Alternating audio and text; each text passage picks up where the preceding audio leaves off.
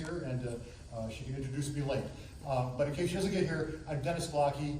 I was the director of concert bands at Penn State University for 24 years, and I've been retired. This is my second year of retirement, though the first year did not seem like a regular year of retirement. So people are asking, so how did you adjust to retirement and how did it work? And the adjustment was odd for everybody. So it wasn't that I started retirement. In February of 2020, I went out, saw the concert in Carnegie Hall. It was a very exciting experience. Went very, very well. Came back and did our pre-spring break concert. Went home for spring break and never went back. So it was, I guess we're retired. So we did to our final concerts. There weren't any, nice parties or cakes saying congratulations. We were just done. And then last year, of course, was everybody's nightmare year for everybody. So my wife, who also retired with me, she was a choral director at Penn State. We both retired the same year and thought our timing was pretty great. So anyway, retirement has been wonderful so far, but I'm thrilled to be here. I don't think I've ever talked to a group like this before. I do a lot of these things, talking to people. I'm not sure I've ever talked to all graduate students in conducting from at the college level. So I've been thinking about what to say to you that might be even remotely interesting. You all have wonderful teachers, you go to great schools, you have lots of experience, you need to be sitting here like you need a hole in the head. But here you are. So I've been thinking, well, so what do these people need to hear from me? Or want to hear from me? So as I said in the other room, I'm hoping this will be kind of interactive. As I've always told my students at the first rehearsal, I don't know if you don't tell me. I don't know if I've insulted you somehow, if we're moving too fast, too slowly, you want to do this but not that. I'm not a mind reader. I don't know. And I know it's hard to tell a freshman that. I must say, make sure you're proactive in your education, not reactive. And most people are reactive. And you might be like after the session. So, right, I give you a chance to be proactive, but you might not say a word about what you want to talk about and leave here going, well, that was terrible. That was the worst session I've ever been into my life. Or as students in your class, they get to the teacher evaluation of the semester, haven't said a word, but 0, 0, 0, 0. I hated this class, it was awful, it was rotten, after we can't do anything about it. So please ask questions, please interact, please lead me to what you want to know about, because I don't know if you don't tell me. So I hope you will do that, especially with mature grad students. So I hope you take advantage of that.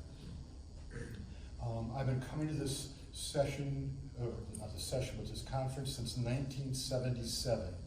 I graduated from the University of Wisconsin in 1977, back when the conference was all to Hilton, back in those days, and would see signs for the Big Ten Bandmakers Association, the breakfast, and I thought, what must that be like to be in that room with those people? I mean, the biggest names in the country, in my profession, all in one room at one time. I just couldn't imagine what that was like.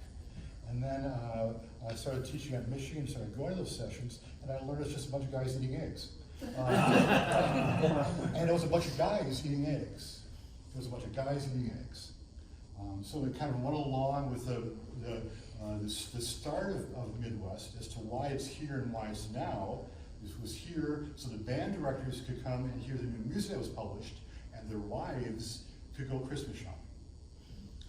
So we've come a long way. We've got a ways to go yet, but luckily it's not a room full of guys eating eggs anymore, playing music by a bunch of white guys. So I think it's awfully exciting that our profession is changing and moving into a direction that is more inclusive and all those things that I think are so important. So, but I never heard of Midwest before I came here in 1977. And I think I've probably come every year except maybe one or two since then. So, so I'm from Wisconsin originally, northern Wisconsin, about a half hour west of Green Bay. Small town, small high school. I was a big fish in a small pond. Like a lot of people, I started playing piano before I started a band instrument. I had a spectacular piano teacher. She was absolutely spectacular. And then in 5th grade, I started playing clarinet. I went into that 5th grade meeting thinking I was going to be a trumpet player, and I came out a clarinet player. So I'm not quite sure. I saw the light in there somewhere, but I came out a clarinet player. So I did both piano and band all through high school. I never associated band with music making. I associated music making with piano. I play piano. When I played piano, I made music. And I remember clearly, and this is one of the important things I want to bring home today, is that I had my first book of real life music, not those beginning exercises that you do in beginning piano. It's called Hours with the Masters. I still have the book, and it had little pieces by Bach and Haydn and Handel, real pieces of music, not hard, but real pieces of music. And I remember going to a piano lesson, playing one of these pieces, and knowing I played at least 99% of the notes right, and the rhythms right. And my teacher said, "Dennis, that's good. Why don't you scoot over?" So I scooted over. She sat at the piano bench, and she played it. And I went home. Dinner was right after that. I went home, and I told my parents, you know, I played the piece for her, but when she played it, it was different. And it's because she was making music, and I was playing sounds. I was recreating sounds. And I didn't say that. I had no idea why. I just knew it was different. I just knew it was different than was happening with me in band. We were not doing that in band. We were reproducing notes, we were taking trips, we were wearing uniforms, we were winning trophies, we were doing all these things. We were not making music. So, but I wanted to be a band director. I remember clearly, at junior high, I wanted to be a band director. I went to small high school. I was tired of small. I decided I wanted to go to big school, so I went to the University of Wisconsin. I didn't know the band director, and I didn't know the clarinet teacher. Where was my band director? Where was my band director? Got here. I was fairly talented for a small school, and I didn't even know who these people were. And I wanted to be a band director and play clarinet, and I didn't know who these teachers were. So, but it was big. So I went to the University of Wisconsin. It was big. That's good. We did a big school. And I remember the first rehearsal sitting down. I was in the third clarinet section. Obviously, these people didn't know who I was because I was used to playing first. Here I was in the third clarinet section. I was a little miffed at this. Opened the folder, and there was the Vaughan Williams English folk song script. And I thought, are you kidding me? I played this piece in high school, and in high school I played first. Now at college, at the big University of Wisconsin, I'm in this band. I play third clarinet. This is not right. So this guy I didn't know at all walked in the room. I think his name was H. Robert Reynolds. Down the podium. I'm sure he said hi, had a few introductory remarks, started conducting. And I remember clearly, this is true, we may have been playing for about 5 minutes, and I realized I had never played the Vaughan Williams English folk song suite. That this is going to be different than anything I'd ever experienced, and that you can make music in a band. What? I had no idea. And I know that seems silly here, I want to be a band director, and I'm interested in music here, but I don't associate it here. I think it happens a lot. I think it happens a whole lot. But so this was life-changing. So it was a really remarkable thing. And then Bob Reynolds went to Michigan after my sophomore year, and I had Gene Corcoran. Gene Corcoran replaced Bob Reynolds. Okay.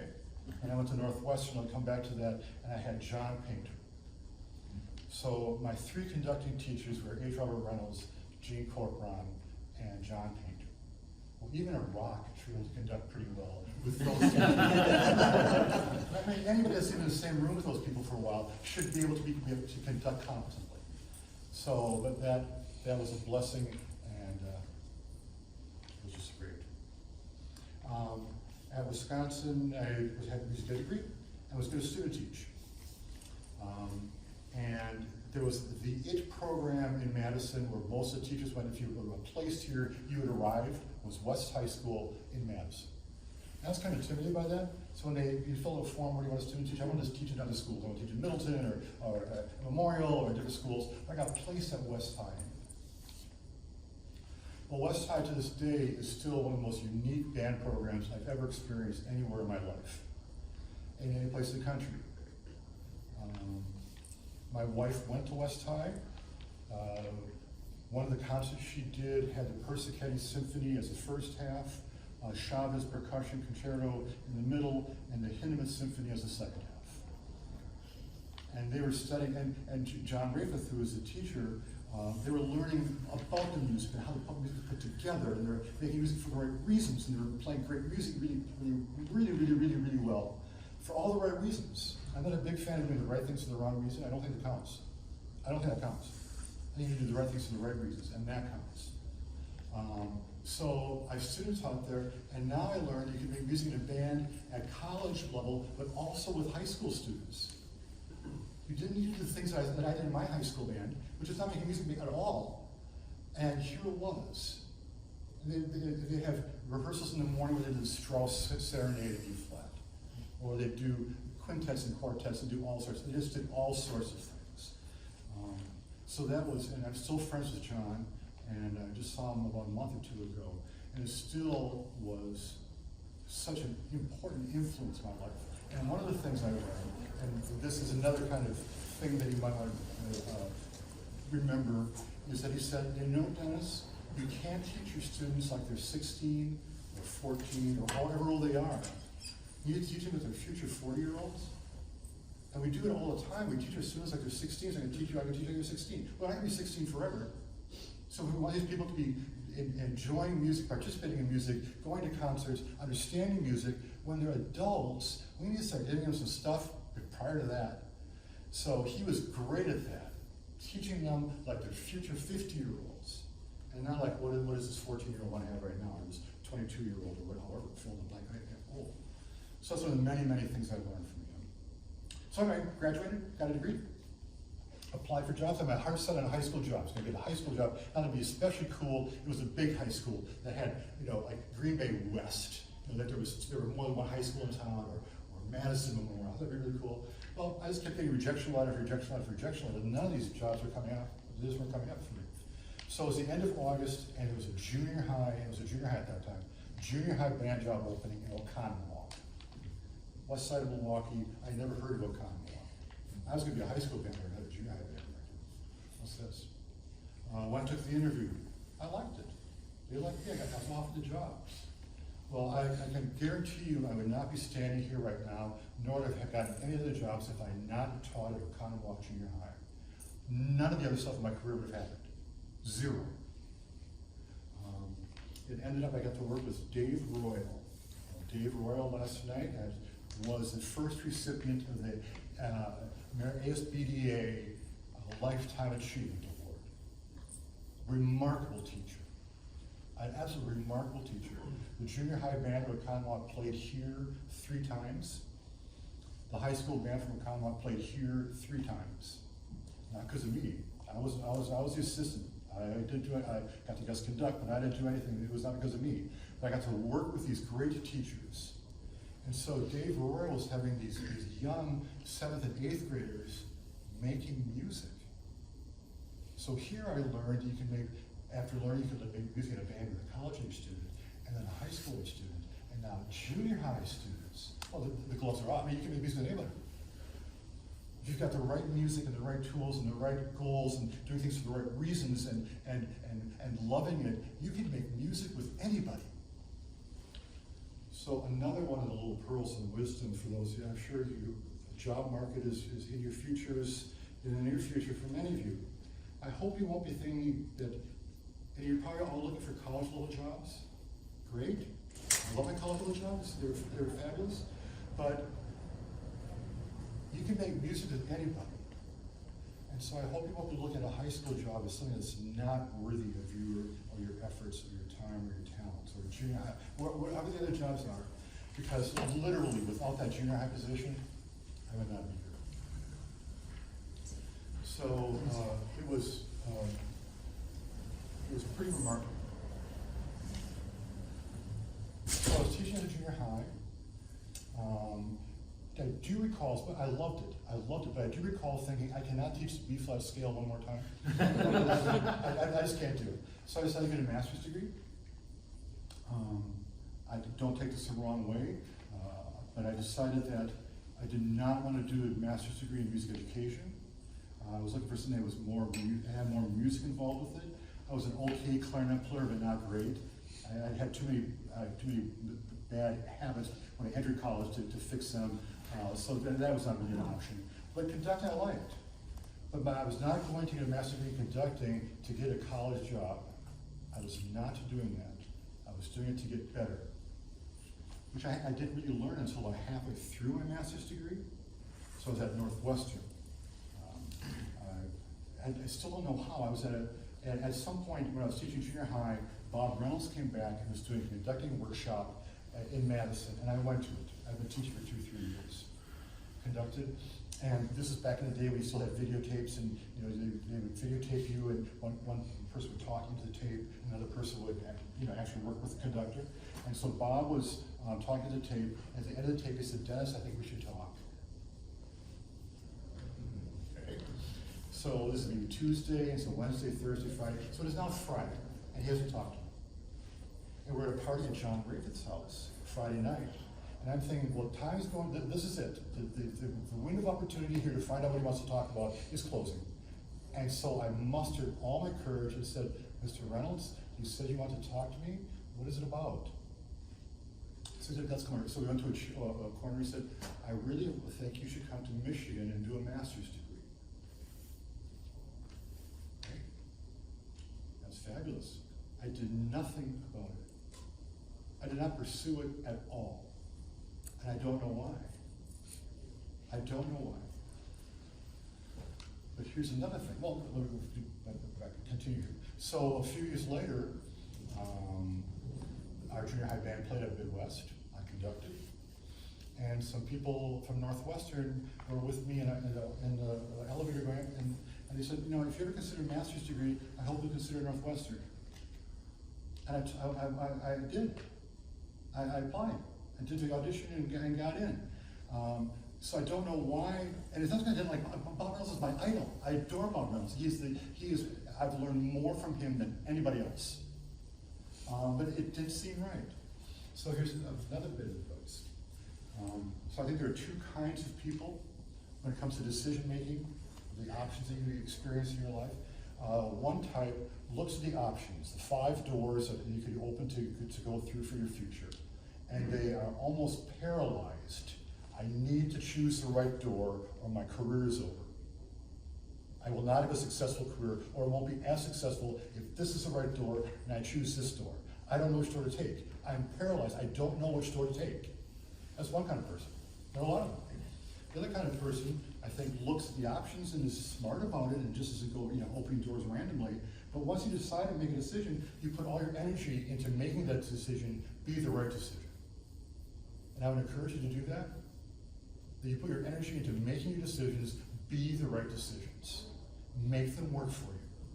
Do what you need to do to make it right. And also be aware that if you've made the wrong decision, you get out of that situation. But for whatever reason, I made the decision. It ended up being great. Went to Northwestern, had a great experience. John Painter was very different than Gene Corcoran and Bob Reynolds. I got a whole new experience from rehearsal techniques and gesture and the whole 9 yards. Then there was an opening at Oconomowoc, Oconomowoc Junior High. There was an opening after I finished my master's degree at the high school. Still assistant, not the main yet, but at the high school. So I went back to Oconomowoc and took that job. The next year they played at Midwest. I conducted. My colleague let me conduct half the program. So, in the hallway at Midwest, Don Schleicher. Any Illinois people here? Yeah, well, Don Schleicher was there. And Don Schleicher I know very, very well. He's a Wisconsin boy too. So Don said, "Dennis, we need to talk." We never talked. Midwest came and went, and I went home, and he went home. And so then and he'd been the director of bands at the University of Wisconsin, Stevens Point. It was an hour from where I grew up. And I saw that job was open. And I thought, was he going to ask me or suggest or at least tell me that I might want to consider applying for this job? I had neither of the things you almost always have to have, especially now, but even then, to get a college job. I did not have a doctorate. I did not have marching band experience. I had 0. I marched in Wisconsin, and I marched, but I never did march. I never did a chart in my life.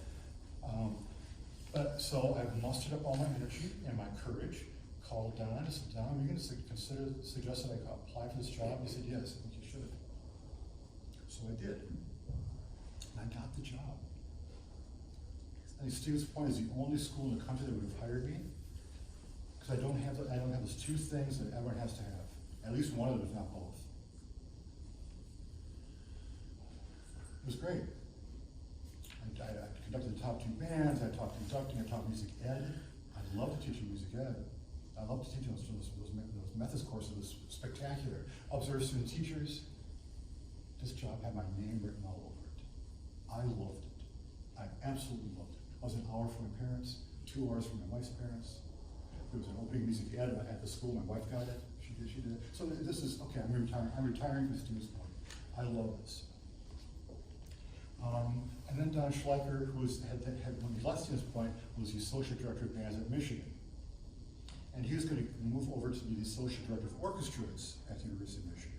And so his band job was open. And they asked me to apply. And this is a true story. My second son has just been born. And I mean just minutes ago. So my wife and I are talking, and the deadline to get your stuff in to apply for Michigan is like the next day. So my wife said, are you going to apply for this Michigan job? I said, oh, yeah, I guess I will. I'm not going to apply for it. And we were standing in line at the post office, reading it, and finding some typos in my resume, and thinking, okay, this is not good. I shouldn't even say this. But I did, and I got the job. And so now, I'm working with Bob Reynolds as a colleague instead of just as a teacher.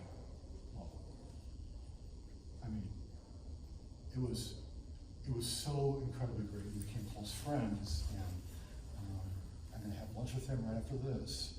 So this was, and at the University of Michigan, and it was so many great people, and just such a wonderful experience. So I ended up there.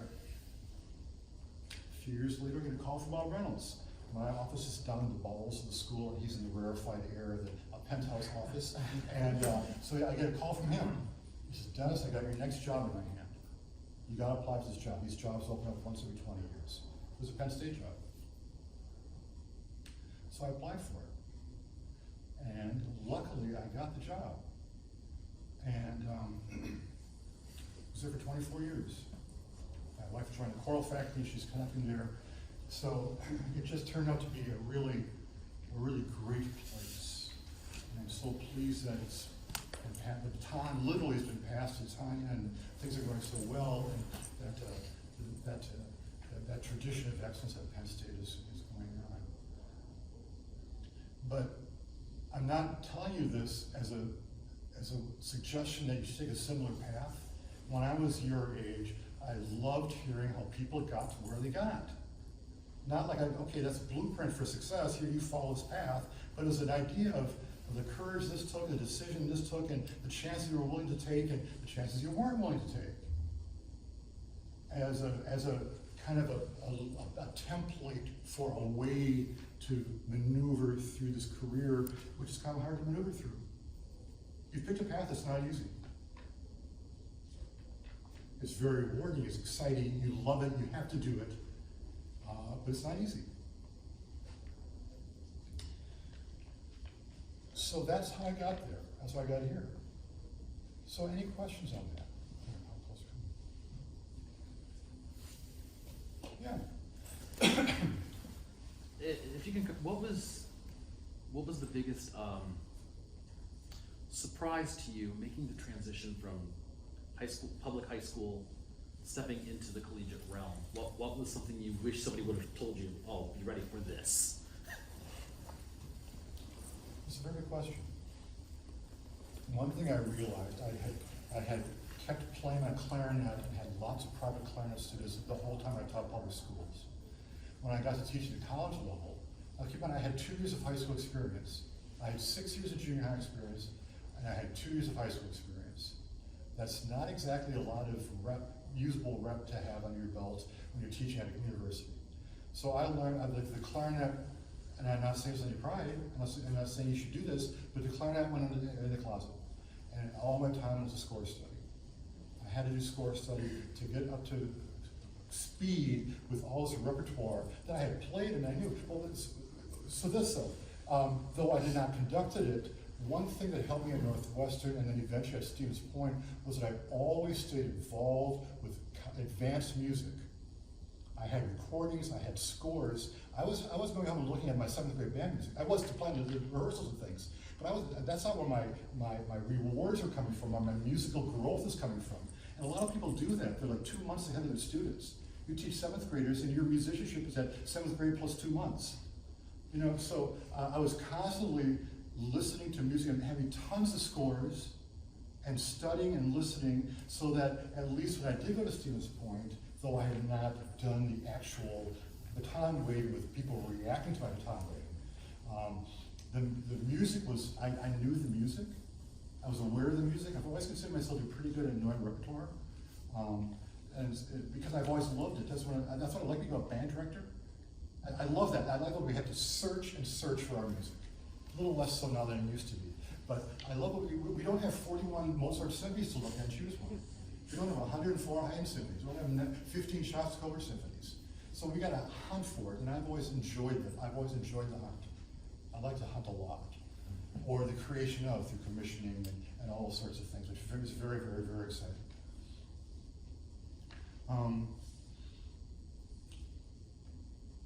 But I was a little surprised at that college students still need to be taught a lot.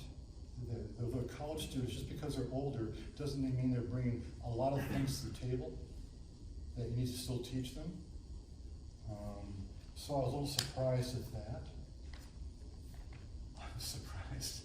I gave my first written exam at college. And students conducting classes, students are taking the exam, and also they start getting up and leaving.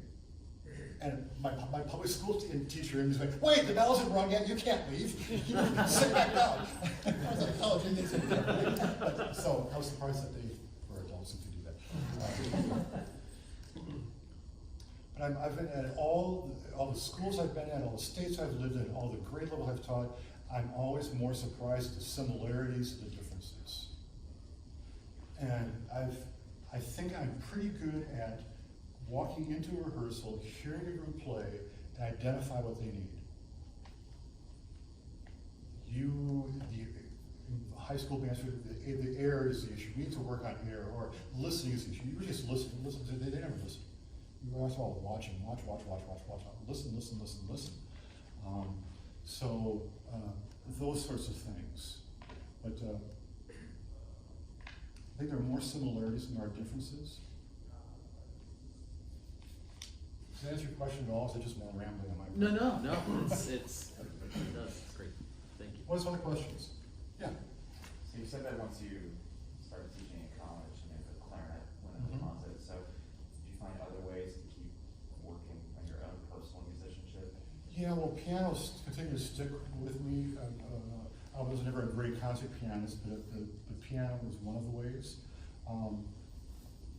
And mostly through listening and going to concerts and things like that. And again, I'm not saying I'm proud of the fact that I put my clarinet away. And I encourage you, not at all. You might think, well, it's terrible. You should be keeping your clarinet out. You're probably right. I'm just telling you what I did. And I'm not going to lie to you. That's what I did. And you might think it was a bad thing. It was a bad choice, and you might be right. So, and I can't say I really enjoyed performing. I enjoyed playing in a band, but a solo performance with clarinet was never something I enjoyed, ever. Every time I did it, I hated it. I just hated it. Like I said, I was okay, but I didn't. That's not where I blossomed. On the podium is where it came naturally to me. It felt natural. I worked, but it was a more natural, and so because of that, it was a rewarding experience. So I wasn't giving up at playing the clarinet way. I was giving up something that I really had used as a real way to express myself. I thought I was going to be a composer for a while. So that's another way. I like to arrange, transcribe things. So there are other ways to do it, but somehow maintaining a musicianship is crucial. And finding ways to do like my piano teacher did, to get the music from the notes. So if typically when I talk about this, I have a chalkboard or something, but I think you can understand this. I think there are three continuums, continua, is that plural, continuum? For music that we choose for our group that we conduct and we listen to. And one in a continuum, so if over here is the easiest piece ever written, and there's a line that goes all the way over here, and somewhere down here is a piece that is even difficult for the Chicago Symphony. Even the Chicago Symphony players have to practice their butts off because it is so hard technically. And in between are all the pieces in between. They get more and more difficult as they go down the continuum. And every group kind of has their area. So a junior high band might be able to play all of these pieces along the continuum. And a high school band a little further, and a typical college band, and the Chicago Symphony, et cetera, et cetera, et cetera. Well, my experience has been that band directors are very good at both the desire and the ability to move their students down this continuum. It's the easiest one to move them down. It's the easiest one to say, well, that note's wrong, and that note's right. This rhythm's wrong, this rhythm's right. That's louder, this forte is softer than this mezzo forte. So it's easy to do. And plus for our students, most of the rewards come from that. Your first chair in the all-state bands, you got really good technique. You get the solo because you're really great. The lost technique. You have the range to get first chair. So I think band directors are very good at that. We're sometimes less good at knowing what pieces follow along this continuum, so our students are getting logically and sequentially the pieces that we need. All of a sudden our band really is here, and we're passing out the piece that's here, and then yelling at them because they can't play it. Remember you guys doing a guest conducting gig with a high school band on Variations of America by Charles Ives. We're working at the beginning, we're good, it's great, the band's playing pretty well, and I think I'm doing a pretty good job. We get to the 6/8 sections in D flat major, you know the variation, and just played through it, and then rehearsed the end. The director got on the podium and said to the students, I'm so disappointed. We've worked and worked and worked on this D flat major section. I've done all I can do. I've done everything I can do, and you come, the guest conductor comes here and it sounds like that. I'm embarrassed, you should be embarrassed. And I'm kind of saying, wow, this is kind of harsh in front of me. And so Lincoln talks to me and says, I thought you were gonna fix the D flat major section. I said, well, have you done scale work in D flat? Have you done easy pieces in D flat? Have you done scale work in A flat? Have you done easy pieces in A flat? Have you done anything to give them the tools to play this piece of music? And the answer is no. So that continuum has a whole bunch of things to it. The next one is a musical continuum. Over here is the least musical piece ever, I don't know, hot cross buns, whatever it is. And down here is Mahler and the deepest grandeur and all the pieces that you need to be 110 to play, to bring that kind of life experience to really, really, really, really deep musicianship. And down the continuum are pieces of increasingly more musical depth, more musical difficulty. I think band directors tend to be less good at that typically. You can't prove, like, you can prove that this should be an F sharp, you're playing an F, but this is more musical than this. This is the right musicianship to bring to this. This is the correct interpretation to bring to this. This is how they did that in 1850. That's hard. And you usually don't get the rewards for that. You're probably not going to get first chair in the all-state band if you don't have much technique, but you're a really good musician. Probably not. Maybe, I don't know. And then comes the third one, which is intellectual. Over here is the easiest piece to understand on the planet. Low. Down there is stuff that need to be, again, a genius to understand. Very, very difficult, the intellectual part of it. The stuff that is difficult to understand. And I think we're terrible at that, typically. So as Bob Reynolds would say, since we're moving down the technical line more and more, not so much down the musical line, and hardly at all down the intellectual line, they're playing really hard junior high band music. And at first I thought, really hard junior band music, how can that be? If it's really hard, it's not junior high band music. But all the other elements of music making are at a junior high level. It just requires a whole bunch of technique. So there's a whole bunch of that kind of music. And I think there's a fourth one that's not really a continuum. There's something else I think we should talk about is, to me, how the piece is put together, the structure, that the structure is perfect. The architecture of the piece is perfect. The orchestration is perfect. The variation, the combination of what's repetitive and what is new and unique is a right mixture of things. So it's like seeing a great piece of architecture, literally a piece of building, that's put together beautifully. And I don't think we share that kind of stuff with our students. So I don't think we share with them why we like a piece. What's great about it? So these sorts of things I think are crucially important to set up us providing what my piano teacher provided for me. I call these things SMEs, my students call them SMEs, significant musical experiences. And to me, that's my goal. And I can't prove it when it happens. I can't put a piece of litmus paper on their arm and it turns blue and it says, yep, you did it. You've had a significant musical experience. You can't give it a grade. You can't turn it into your administration. Say, see, my Friday night at the concert, we had an incredible musical experience. Can't do it. Yet that's my goal. So all the lesson plans and all the grades and all the things that turn in to prove what you're doing in your job, I can't even describe it. I can't even define it. I can't even define what my piano teacher did that was so great. I can't even put words into it. But yet that's the intangible thing that we do. At least that's my goal. That is my goal. I mean, that's why I'm so happy. I'm so happy to teach a junior high band and college, because you can do that at all those levels. Some people it needs to be really far down the technical line for them to be really satisfied.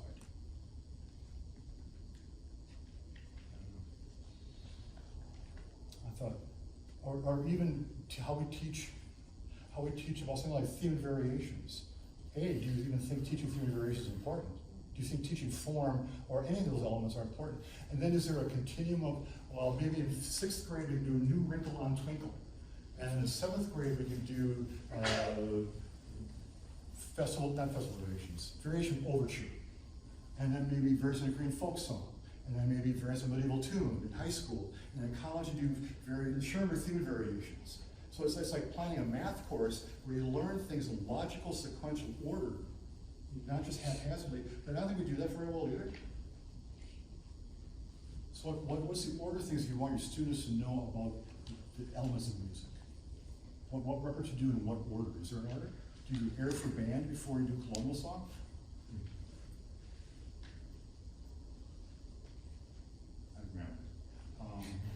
Any other questions? Thoughts? What are you most concerned about? In all your years teaching at the collegiate level, what did you look in graduate students? What do I look for in graduate students? Musicianship. You teach technique, you teach this.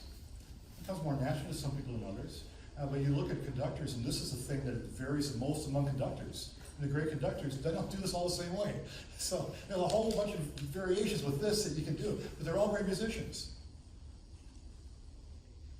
They have good ears, and they ingested a bunch of music of a wide variety. So I was teaching in Michigan. Gustav Meyer, who was one of the great conductors, great pedagogues of conductors, was retiring. As part of the retirement concert, he's going to do Shostakovich 12, which he had done, maybe it was 11 or 12, which he had done in his first concert at Michigan. Exciting, great. So here I am on the faculty of a major school of music, and I'm thinking to myself, I didn't know Shostakovich wrote 11 symphonies. I don't know 11. I don't know 2. I don't know 3. I don't know 4, 6, 7, 8, 9, 10, 11, 12, 13, 14, or 15. Well, I started learning them. So I started adjusting this music, I started finding ways to get the music, because I got the scores. And then I found out there were 15 string quartets, which might even be better than the 15 symphonies. Incredible. So that's the kind of musicianship I'm looking for, not necessarily to know all 15 Shostakovich symphonies, but that kind of digestion of music making.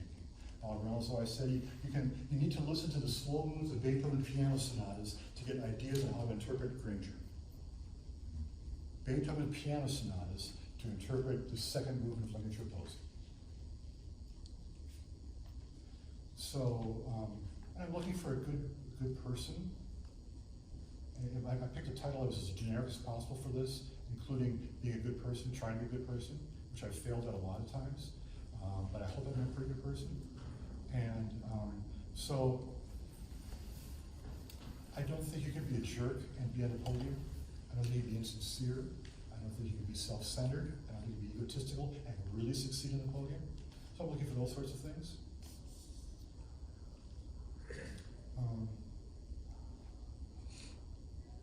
I like it when people are well-read and have seen movies that aren't just the latest movie that's been, like maybe they've actually seen a foreign movie or a black and white movie from the 60s, or know art, like dance.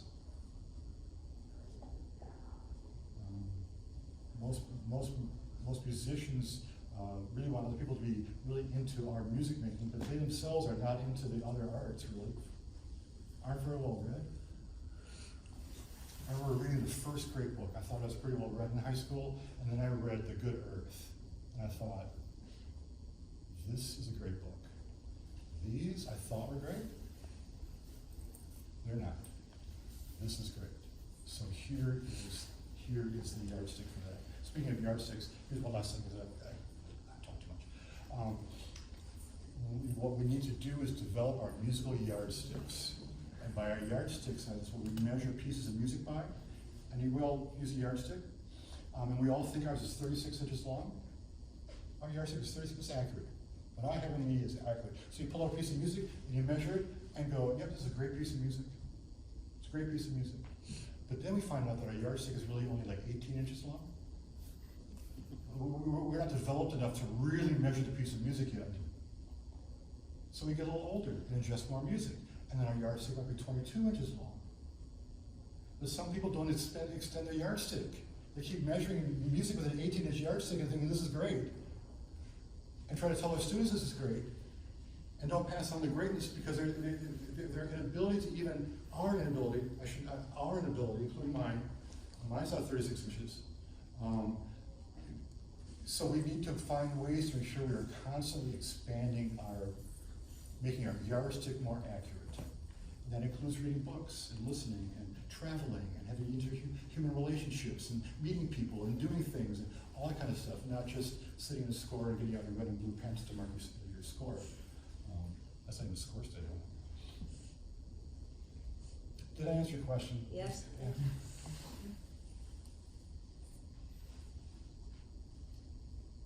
Any one last question? Yes.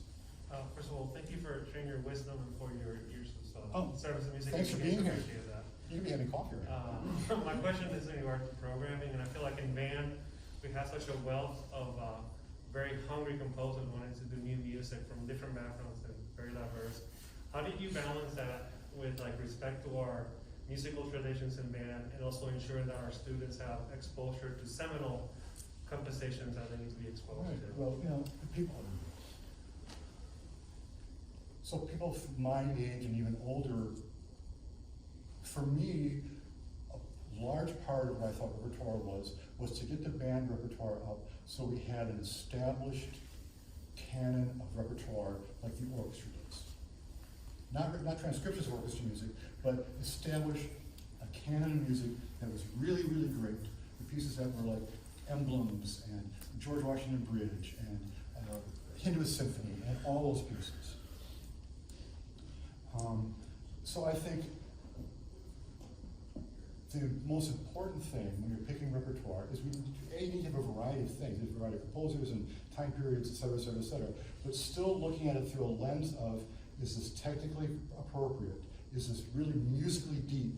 Is this intellectually challenging and satisfying? Is it put together beautifully? And if it doesn't answer those questions yes, then I don't think we should do the music, no matter who it's by or whatever. Because there are good pieces by composers of all different types and from different countries and different nationalities and different genders and things. But I don't think in a rush to incorporate that, we have to give up the music part of it. Because there's plenty of music written by these people that is great.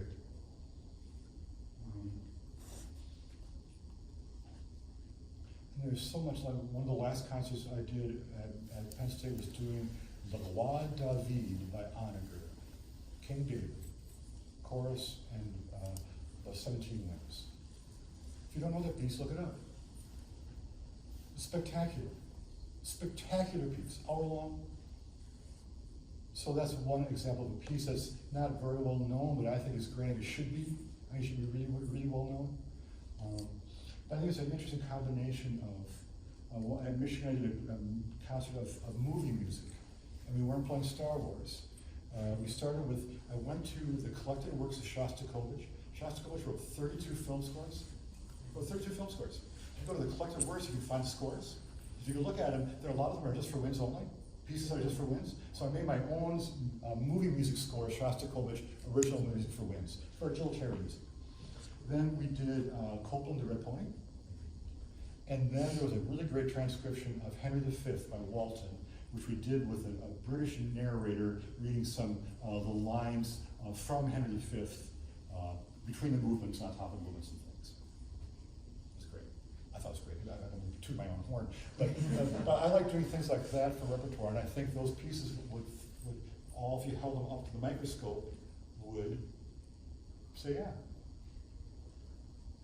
I think it's so exciting with new composers being discovered and forgotten composers being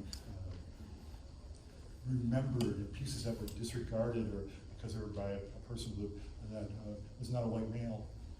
I think it's so exciting. How can you not be excited about new repertoire, more great music? So I think there's people that are digging their heels a little bit about this, worried about the repertoire that they've known and loved for the last 50 years. But I say, this is great. More of it? We get more music to choose from? Okay, more composers to commission. Great, this sounds spectacular. Isn't that the whole point? So, does that answer your question? Yeah, thanks. Well, you've chosen, as I said, a difficult career, but I can't imagine anything more rewarding than what we do. You get to make great music with great people. It doesn't get any better than that. It doesn't get any better than that. So I wish you all well. I don't know if what I've said has intrigued you at all. If I can be of any help, you want to call me, email me if I can be of any help. I mean, I don't know. But I'm retired. I'm not, in a rest home. I can still do things that help out. But I wish you every success. Every success. And I hope you have found the path you're taking as rewarding as I did, and that you just have as much joy in what you do as I did. So thank you very much.